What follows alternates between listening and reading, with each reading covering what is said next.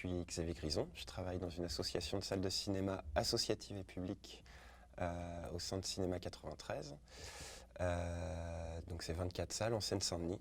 Et donc avec une collègue, on coordonne collège au cinéma, école et cinéma. Et également ma première séance qui est un dispositif avec les maternelles. Mais on a une spécificité qui est de penser que l'éveil culturel commence à la crèche. Et du coup de préparer les conditions de réception, de l'EAC en fait, de l'éducation artistique culturelle dès la crèche.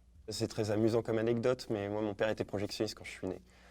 Et a priori il piratait, je peux le dire avec le recul, il piratait des films en 16, donc on avait un projecteur 16 mm à la maison, et a priori j'ai vu pas mal de films sortis entre 1979 et 1985-86 chez moi, mais en projection. Voilà, alors la petite légende dit que j'ai regardé par inadvertance Massacre à la tronçonneuse, mais bon, j'ai pas de casier judiciaire, tout va bien, je suis pas traumatisé. Et après, mes vrais souvenirs dont je me rappelle, c'est plutôt à l'adolescence, au collège, où j'ai découvert, grâce à une scène nationale, la coursive à La Rochelle et un ciné-club.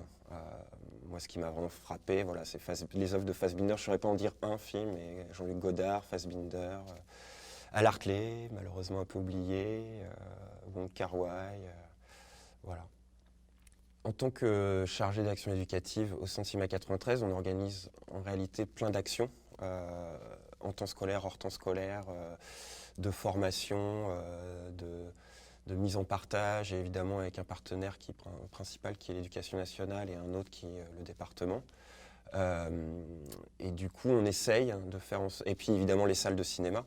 Et du coup, notre travail, c'est de travailler avec tous ces partenaires et de faire en sorte de monter des actions d'éducation à l'image. Et évidemment que les dispositifs scolaires me semblent les plus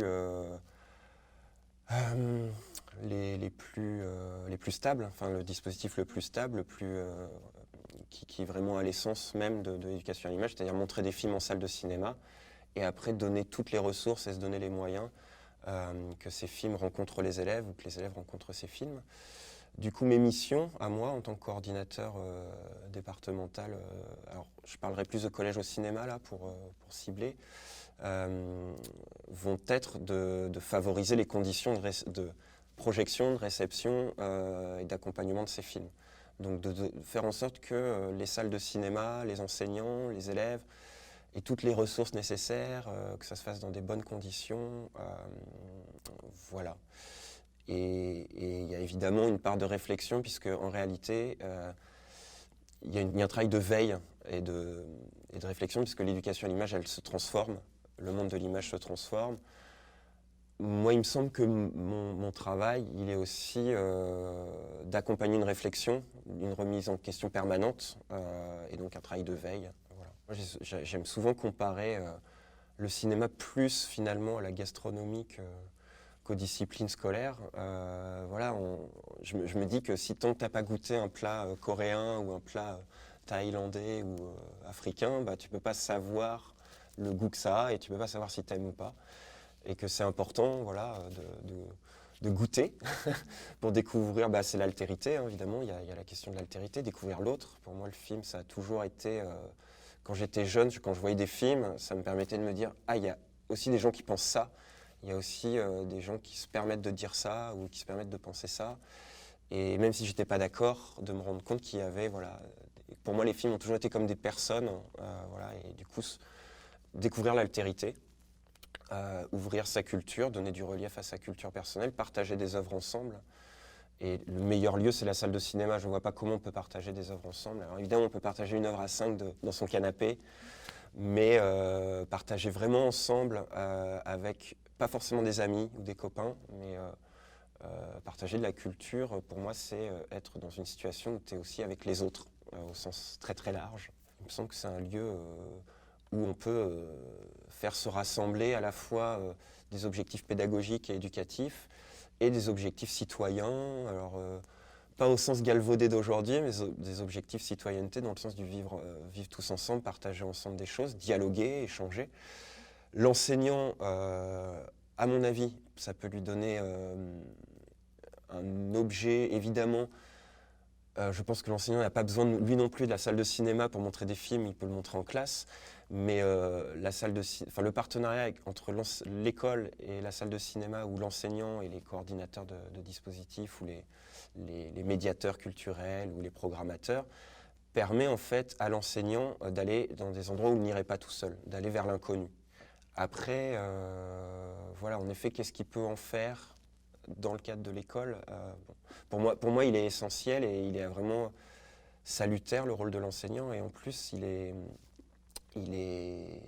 pas simple. Enfin, voilà, pour moi, c'est celui qui va vraiment au combat, en première ligne, pour défendre des choses qui ne sont pas évidentes parfois à défendre.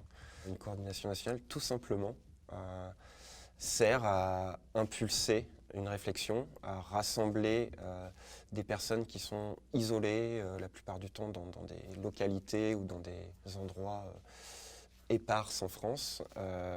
Et la coordination nationale garantit évidemment un cadre national, garantit un cadre de partage au niveau national, ce qui est important. Voilà. Mais impulse aussi une réflexion, comme je le disais tout à l'heure, l'importance de la veille, l'importance de se réfléchir, de se remettre en question. Et pour moi, voilà, la coordination nationale, elle est là pour impulser ça. Évidemment, garantir, comme au niveau local, les conditions aussi de projection, de diffusion, de donner des ressources. Voilà. Les rencontres nationales, hein, qui aujourd'hui rassemblent les coordinateurs d'école et collèges au cinéma, me paraissent tout à fait pertinentes, puisqu'on s'est rendu compte, voilà, sur ces premières rencontres, on travaillait sur les mêmes choses, en fait, sur les mêmes objets. Alors évidemment, dans le détail, ça peut changer par rapport à l'organisation, le niveau hiérarchique, l'âge évidemment des élèves, voilà. Mais malgré tout, en fait, c'est les mêmes fondamentaux, à mon sens, sont les mêmes fondamentaux. Alors, je ne pourrais pas tous les énumérer, mais voilà, ça rejoint un peu ce que je disais, c'est-à-dire qu'on a tous ce souci de partager ensemble des œuvres. Moi, j'ai pu voir des séances où on mélangeait aussi les âges. Alors, évidemment, CM2, 6e, mais même des plus petits, des plus grands, c'est pas toujours évident. Moi, je milite beaucoup pour l'intergénérationnel. J'aimerais bien aussi qu'on puisse montrer des films dans des classes, dans des salles où il y a différents niveaux de classe, mais aussi des adultes, du tout public. Pour l'avoir déjà expérimenté, ça se passe plutôt très bien. Et du coup, c'est encore plus intéressant au niveau de l'échange et de la découverte de l'altérité, évidemment, aussi bien pour les adultes que pour les enfants. Je connais très bien le catalogue de films Collège au cinéma, et je connais même tel qu'il était, tel qu'il a évolué. Ce catalogue évolue plutôt positivement, même s'il était très positif au départ. Mais maintenant, j'ai l'impression qu'il évolue en prenant en compte deux dimensions qui n'étaient pas du tout présentes au départ, qui est d'une part la diversité très très large, enfin, même s'il y avait une diversité de pays et de langues et de cultures au tout début, elle était un peu empirique. Maintenant, on essaye qu'elle soit rationalisée. Alors, ça pose tous les problèmes de la rationalisation, c'est-à-dire qu'il faut éviter de tomber dans le formatage et dans les catégories, catégorisation des films. Parce que certains films sont magnifiques et échappent à toute catégorisation. Donc voilà, faut se garder une marge de liberté, à mon sens.